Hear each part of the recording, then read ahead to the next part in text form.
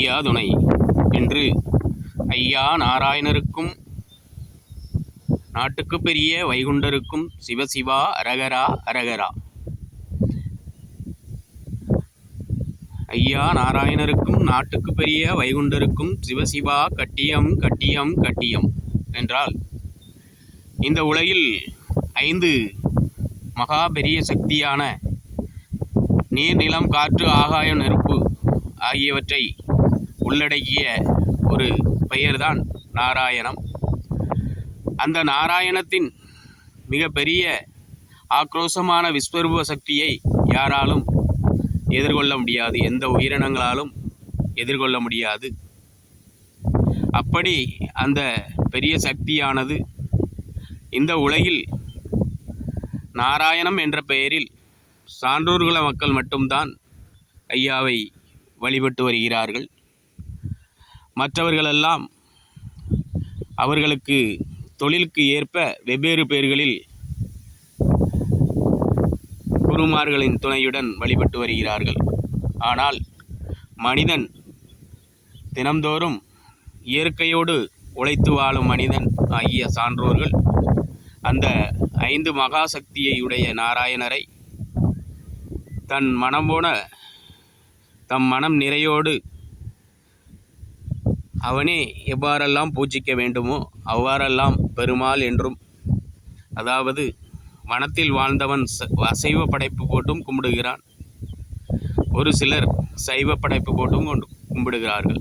இப்படிப்பட்ட மகாசக்தியை வணங்குவதால் அவரவர் எண்ணத்தில் தோன்றும் நிலைக்கேற்ப இந்த உலகில் அவரவர்கள் குடும்பம் தலைத்தோங்கி வாழ்ந்து கொண்டிருக்கிறது.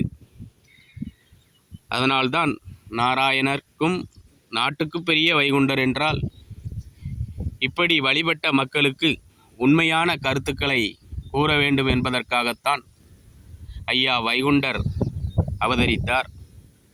அப்படி அவர் அவதரித்த நாட்களிலே இவர்கள் குருமார்களின் இன்னல்களிலிருந்து எவ்வாறெல்லாம் மீட்டு வர முடியுமோ அவ்வாறெல்லாம் மீட்டு வந்தார்.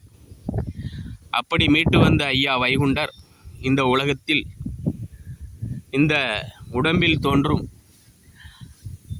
நாராயணருடைய பஞ்சபூத சக்தியானது நஞ்சாகும் போது உடலில் பல நோய்கள் வந்தது. அதை தீர்க்க ஐயா வைகுண்டர் கடல் ஓரத்தில் ஐயா திருநாமம் என்கிற ஒரு நாமத்தை தேர்ந்தெடுத்து மக்களுக்கு மருந்தாக அர்ப்பணித்திருந்தார். அந்த மருந்தானது இந்த மனிதனை அவன் பயன்படுத்தி வந்த பனம்பால் என்னும் இயற்கை பாலில் சுண்ணாம்பு என்கிற ஒரு நச்சை கலந்தவுடன் அதை பயன்படுத்தி வந்த மக்களுக்கெல்லாம் வயிற்று வலி ஏற்பட்டது. அதாவது அவன் இயற்கையிலேயே கல்லும் பயிரையும் அருந்தி வந்த மனிதனுடைய உடம்புகளில் அனைத்து உறுப்புகளிலுமே நல்ல திடமான நெய்த்திரவம், அதாவது ஊன் என்று சொல்வார்கள். ஊன் என்றால் இரத்தத்தோடு மேல் நிலநீர் போல் பயணம் செய்யும். அந்த நீரானது மிகவும் சுத்தமாக இருந்தது. அந்த பனம்பாலிலே சுண்ணாம்பை கலந்தவுடன் அது ஒருவித கெட்டித்தன்மையை அடைந்து பயணியில் இவன் குடித்தவுடன் அது வயிற்று வலியாக அனைத்து மக்களுக்கும் மாறிவிட்டது. அந்த நிலையை மாற்றவே ஐயா திருநாமமாக அதை எடுத்து மக்களுக்கு கொடுத்து சந்தனத்துடன் அரைத்து கொடுத்து அந்த வயிற்றுவலி நோயை குணமாக்கி இந்த உலகில் மீண்டும் சான்றோர்குல மக்கள் தலைத்தோங்க செய்தார். இப்படி எத்தனையோ விதமான கொடுமைகளுக்கும் அந்த வைகுண்டர் பல வழிமுறைகளை செய்து வழிகாட்டினார். இந்த வழிமுறையை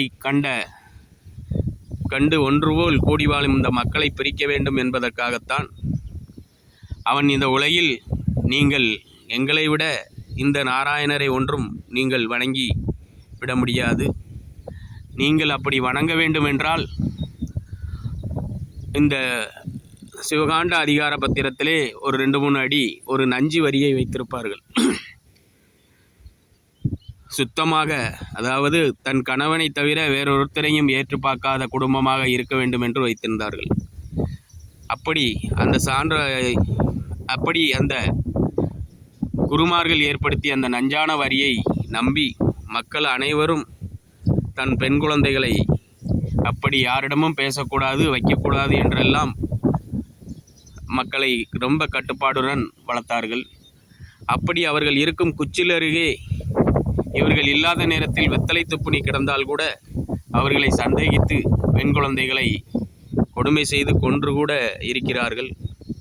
அப்படி கொன்று வந்த மக்கள் நிலை, பெண்களுடைய நிலையையும் ஐயா வைகுண்டர் மாற்றி அப்படியெல்லாம் ஒன்றும் கிடையாது, இந்த உலகில் இயற்கையை யாரெல்லாம் பேணி சுத்தமாக பாதுகாத்து வாழ்கிறார்களோ, அதாவது நாராயணரை நீர், நிலம், காற்று, ஆகாய, நெருப்பு ஆகிய ஐந்தையும் யாரெல்லாம் சுத்தமாக வைத்து வழிபடுகிறார்களோ அவர்களான் இந்த உலகத்தில் பதிவிரதைகள் என்று ஐயா உணர்த்தினார்.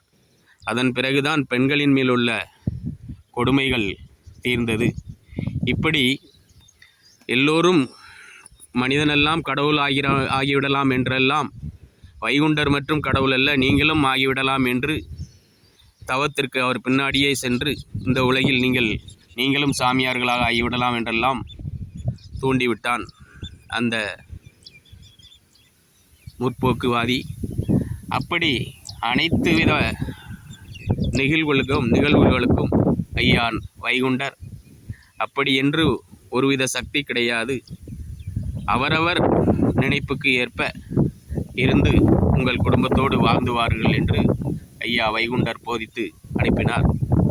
அதனால்தான் ஐயா நாராயணருக்கும் நாட்டுக்கு பெரிய வைகுண்டருக்கும் கட்டியம் கட்டியம் கட்டியம் கட்டியம் கட்டியம் என்றால், எங்கள் நிலையை எவன் ஒருவன் மாற்றினாலும் நீங்கள் அப்போதெல்லாம் வந்து எங்களை காக்க வேண்டும் என்று ஐயா நாராயணரை மக்கள் வேண்டி படிக்கிறார்கள்.